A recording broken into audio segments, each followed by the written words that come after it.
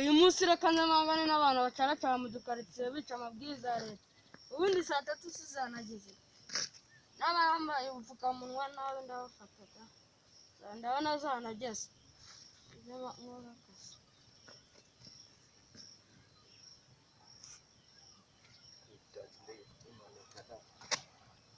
Rani iki kigabo cyama agapfukamunwa katemewe. Ubundi wowe urajya gutaha boss. Gutaha? Ubu ni sangana. Na samfite. Tamari yana kwa. Nyamba bari kuko. Tamari.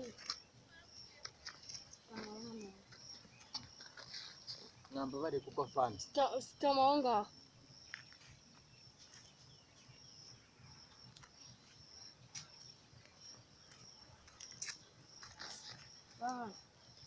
Urajya.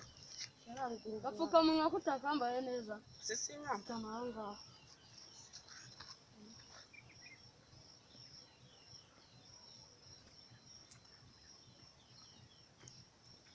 Nguyu.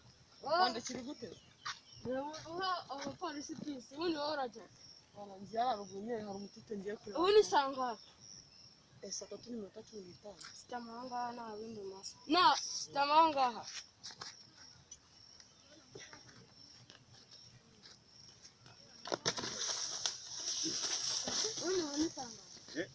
Ubu sanga.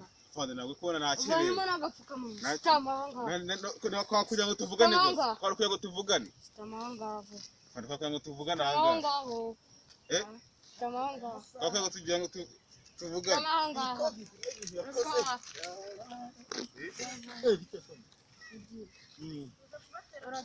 Ubu ndatashye mvuye guhaha urabona ko mfite igikapu mvuye guhaha.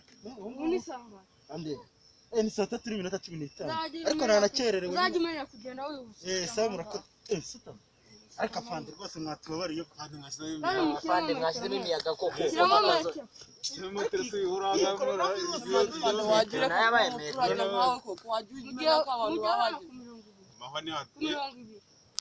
Ibiro ni ataro ni danje. 20. iyi coronavirus yavuye bakavumwe. None bare twataga twisanzuye. Ugiye kugera muri urumva? Mu rugo saa 3. Turirimba fati. Kare Mugira vuba. Bari njya hepfo darahangahe Mugira vuba. mu rugo saa 3. Hande tujya hepfo kadutaye. Kora ibyo mubwira. Mu rugo saa 3. Mu rugo saa 3. Mu rugo saa 3. Ugiye kujyana muri stade kubera mutubahirije amasaha. Fande rwose. Rwose uri mutabara ntituzongera. Ndimazi nabibaho. Fande ninjye kuyo mwana wanjye na hepfo gatoya. Mwana agiye kuburara haruguru ko cyajya abantu babura. Hano hepfo nari njye ntabwo ari. ugiye kujyana muri stade.